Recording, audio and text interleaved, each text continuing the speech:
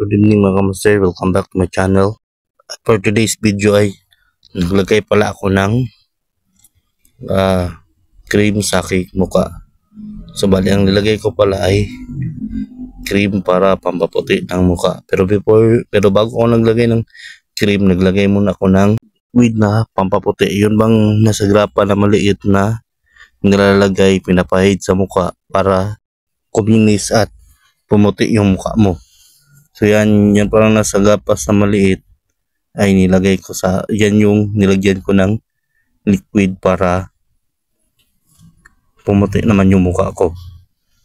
Para matanggal yung mga dumi, mga mancha niya, yung mga alikabok na dumikit sa aking mukha.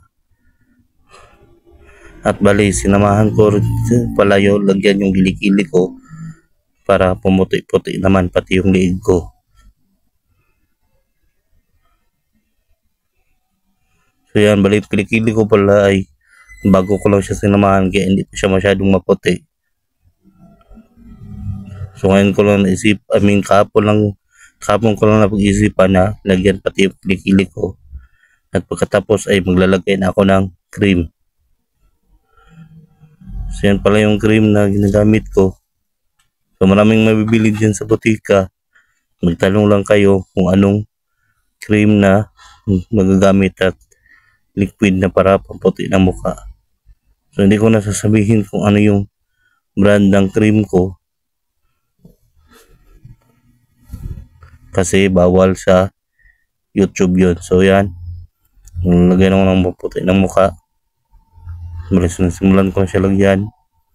So pinapahid-pahid ko lang siya sa aking mukha.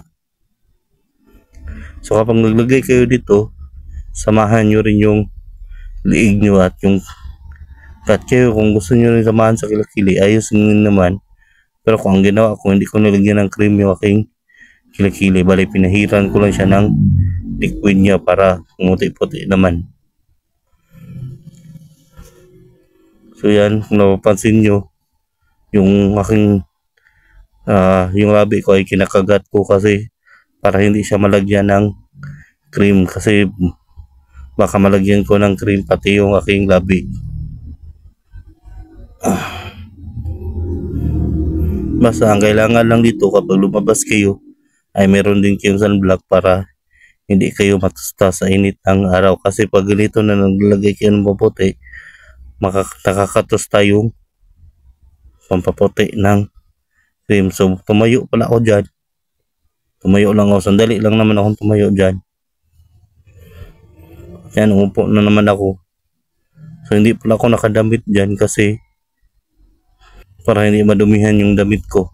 So yan, pinapahid-pahid ko lang siya sa liig ko, sa mukha ko para pumuti naman pati liig ko. Kung pansin nyo, hindi pa masyadong maputi yung liig ko kasi ngayon ko lang napag-isipan na lagyan yung aking liig. So hanggang dito na lang yung vlog ko. Salamat.